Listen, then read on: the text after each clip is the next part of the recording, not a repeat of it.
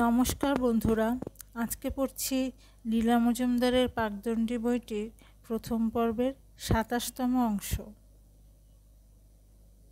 আমরা বললাম, জানি আমাদের ছড়ার বইতে আছে। নানকুদা চোখ পাকিয়ে বলেছিল, তা জানতে পারো, কিন্তু আমি নিজের চোখে ওসব দেখে এসেছি। কলকাতার কাছেই, গঙ্গার ওপারে স্টিমারে করে যাওয়া যায়। আমরা বিশ্বাস করব না ভেবে পাইনি। এবার অন্য ধরনের গল্প বলতো, তার বেশিরভাগই অদ্ভুত মজার। সবাই মিলে বেশ জমিয়ে তুলেছিল। বড়দা, বৌঠান সবসময় আমাদের বাড়িতে থাকতেন না, ওদের কারো আত্মীয়রা এসেছিলেন। বৌঠানের ছোট ভাই টুটুদা, যার বাড়িতে যেদিন ভালো মাছ আসতো সেদিনটা তার বাড়িতে কাটাতো। আমাদের বাড়িতেও কে জানে কোথা থেকে নোনা ইলিশ আসতো, চিংড়ি মাছ আসতো, সম্ভবত অনেক দাম দিয়ে আনানো হতো। বৌঠান যেমন চমৎকার গান গাইতেন তেমনি রাখতেন। ওইসব মাছ বৌঠান রেঁধে খাওয়াতেন। এত ভালো হতো যে স্কুল থেকে ফিরে এক একদিন দেখতাম আমাদের জন্য একটুও বাকি নেই। ভীষণ রেগে যেতাম। আর বড়দার কথা কি করে বলি, ছোটবেলা থেকে মায়ের মুখে বড়দি অর্থাৎ সুখলতা দি আর বড়দার মুখে গল্প শুনে এসেছি। দুজনেই বড় ভালো, কিন্তু বড়দি বেজায় ভীতু আর বড়দা বেজায় মজা করতে ভালোবাসত। বড়দাকে দেখলাম মোটা সোটা, কোকড়া চুল, হাসি খুশি মানুষ। তবে নানকুদার মতো আমাদের নিয়ে জমাতেন না। একটি দিনের অভিজ্ঞতা ভুলবার নয়। বৌঠানের আত্মীয় অবিনাশবাবু মস্ত এক পিকনিক দিলেন শহরের উপকণ্ঠে পল্টনের চাঁদমারি। সেখানে মাঝে মাঝে সেপাইরা নিশানা করতে শেখে। সে এক মজার ব্যাপার। দূরে পাহাড়ের গায়ে চাকা দেওয়া দুটি বক্স রেলের ওপর চলে ফেরে। তাদের গায়ে বড় করে দুটি টার্গেট আঁকা, গোল গোল দাগ কাটা চাকতি, মধ্যেখানে একটা চোখ। দূর থেকে বন্দুকের নিশানা ঠিক করে ওই চোখটাকে মারতে হবে। ঠিক জায়গায় লাগলে চাকতি শুদ্ধ গাড়িটা রেলের ওপর গড়িয়ে সরে যেত। আড়াল থেকে বোধহয় টেনে নেওয়া হতো। গোল দাগের ওপর লাগারও সংকেত ছিল, আর বাইরে লাগলে গাড়ি নড়ত না। অনেকক্ষণ ধরে এই ব্যাপার দেখতাম আমরা। ভারী আশ্চর্য লাগতো। জায়গাটার নামই হয়ে গেছিল চাঁদমারি।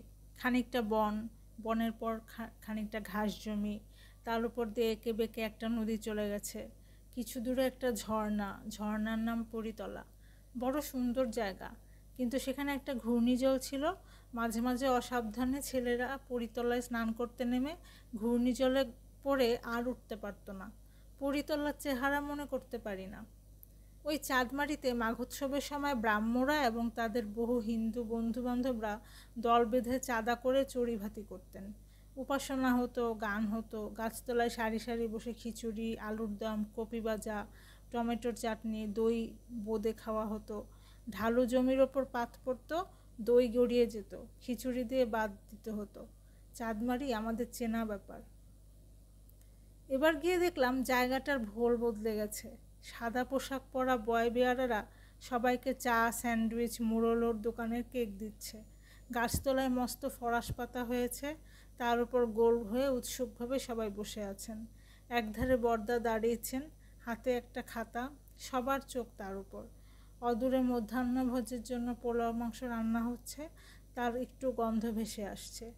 মাথার ওপর গাঢ় নীল আকাশ, পাশ দিয়ে কলকল করে নদী বয়ে যাচ্ছে। বড়দা হাসি মুখে চারদিকে একবার তাকিয়ে একটু গলা খাঁকড়ে ভাবুক সভা পড়তে শুরু করলেন। ভাবুক সভা বড়দার 20-21 বছর বয়সে লেখা, বোধহয় সন্দেশে বেরিয়ে থাকবে। আমাদের পড়া জিনিস, কিন্তু পড়া যে এমন রঙ্গরসে ভরা হতে পারে এ আমাদের ধারণা বাইরে ছিল। সে কি মুখভঙ্গি, সে কি হাত পা নাড়া, কথার মধ্যিখানে সে কি রস। সাজ নেই, দৃশ্যপট নেই, প্রকৃতির সেই দৃশ্যপটের মধ্যেখানে এ কি রসের ধারা। কে একটা বাক্যাতীতভাবে আকণ্ঠ ভরে গেছিল, হাসতে ভুলে গেছিলাম। পড়া শেষ হলে সকলে যেন ঘুম থেকে জেগে উঠে ওর দিকে তাকাতে লাগলো। একটা মানুষের গলার এমন সমারোহ যে থাকতে পারে কেউ জানত না। সম্বিত ফিরে এলে সব খুশিতে ফেটে পড়ল। তখন কি আর কেউ বড়দাকে ছাড়ে? চলচ্চিত্র চঞ্চরি পড়তে হইল, আবার সেই সম্মোহিত ভাব। এখন মনে হয় একটা পর্যায়ে পৌঁছাবার পর আর হাসি দিয়ে হর্ষ প্রকাশ করা যায় না। শুধু কথাগুলি নয়, মানুষটাও পড়ার মধ্যে নিজের অন্তরের অনেকখানি দিয়ে দিতেন। এমন আর শুনিনি। কলকাতায় ওদের ননসেন্স ক্লাব ছিল, মন্ডে ক্লাব ছিল, সেখানে রসের কৃষিকাজ হতো। তেমনি সব সাকরের জুটেছিল বর্দার, প্রশান্তচন্দ্র মহারানবিশ, সুনীতি কুমার চট্টোপাধ্যায়। হ্যাঁ, আমাদের মাস্টারমশাই সুনীতি কুমার। তিনি যখন পিআরএস হলেন, ক্লাবের বন্ধুরা তার ঘাড় ভেঙে ভুরি ভোজন করাচ্ছিলেন। 17.5 টাকা খরচ পড়েছিল, পুরনো খাতায় দেখেছি। এতকাল পর সেই সুনীতি কুমারও রঙ্গমঞ্চ থেকে নেমে গেলেন। বলা বাহুল্য, আমার এ সমস্ত থেকে বাদ পড়ে গেছিলাম। প্রথম কথা, আমরা অকুস্থলে ছিলাম না। দ্বিতীয় কথা, আমরা থাকলেও নিঃসন্দেহে আমাদের 3 তলায় নানকুদের ঘরে পাঠিয়ে দেওয়া হতো।